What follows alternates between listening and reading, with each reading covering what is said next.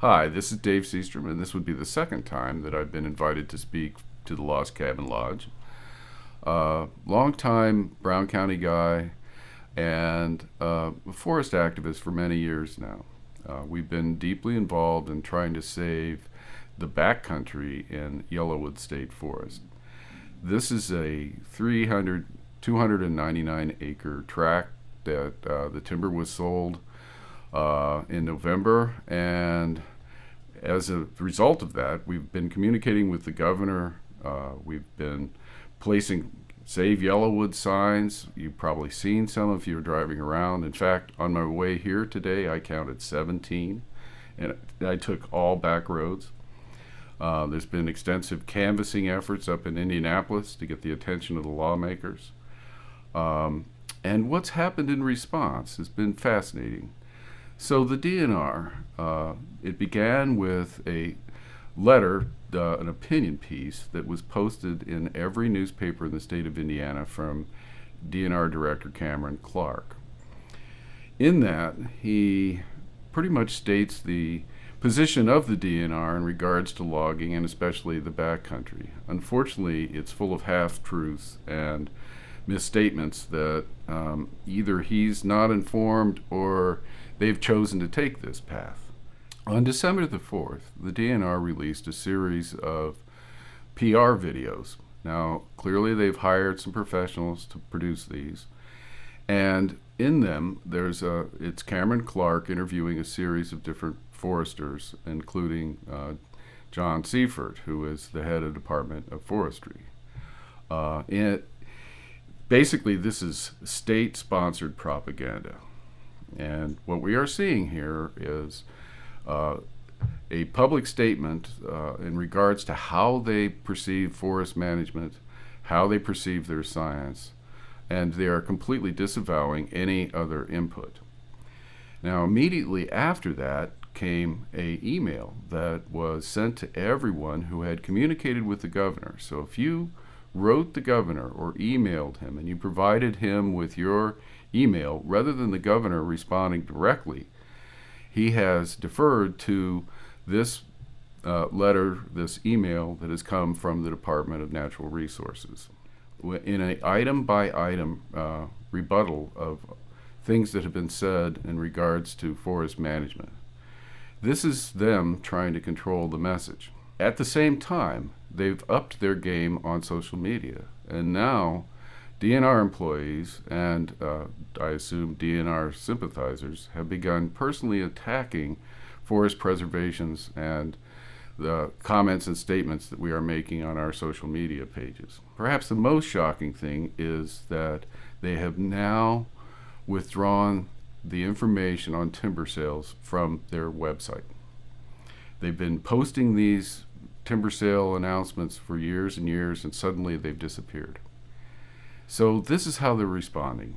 If you inquire, if you question any of their activities or what choices they make, you are deferred to their propaganda.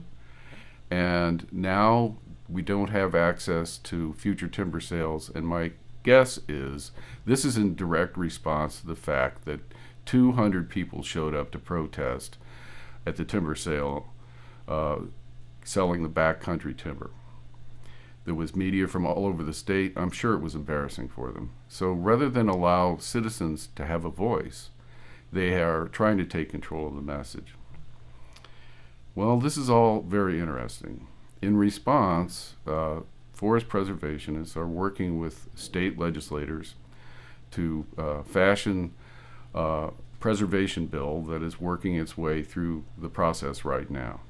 We have a group of senators and representatives who have written a bill, drafted a bill that will protect 30% of our state forests.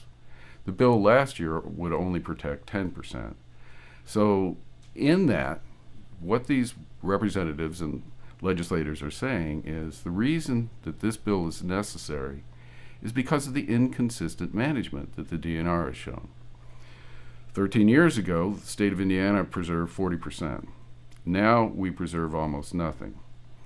And the DNR is playing with the numbers. So they're claiming that The actual preservation areas take place in the state parks. Well, the state parks are beautiful, and they contain some of the very best natural wonders in the state of Indiana.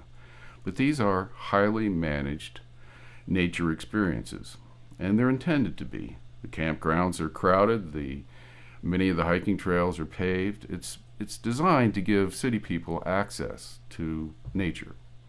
And there's nothing wrong with that. But comparing a wild forest with a state park is like comparing the Serengeti to a zoo. You have all of the same animals, but it's not the same experience. You know, Indiana is the only state that manages their state forests the way we do. I mean, we're basically turning them into industrial tree farms as fast as we can. The wanton destruction of hiking trails and replacing them with 30-foot wide gravel roads, totally changing the character of the forest. And then there's the spread of invasive plants. And this is everywhere in every cut that they have ever conducted. Now, they've made a special announcement about how they're going to conduct the cut in the backcountry, this 299 acres. They made a list of things that they're going to do. They're going to cut 5 to 7 trees per acre. They're going to respect the small portion of the Tecumseh hiking trail by leaving a buffer zone. And they're going to wash the equipment before it comes in to do the logging. So far, we've been unable to find out where the equipment will be washed and how it will be washed. We feel that this should be public knowledge, seeing as how it's paid for by the public. And they are not being forthcoming. As I said, every inquiry now is being referred back to their PR, their propaganda. And it's a fascinating way that they are responding to the public by providing us with what they say is information, but on the other hand, completely keeping us in the dark.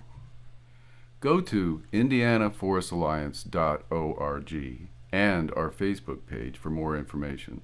We've got several campaigns going on right now.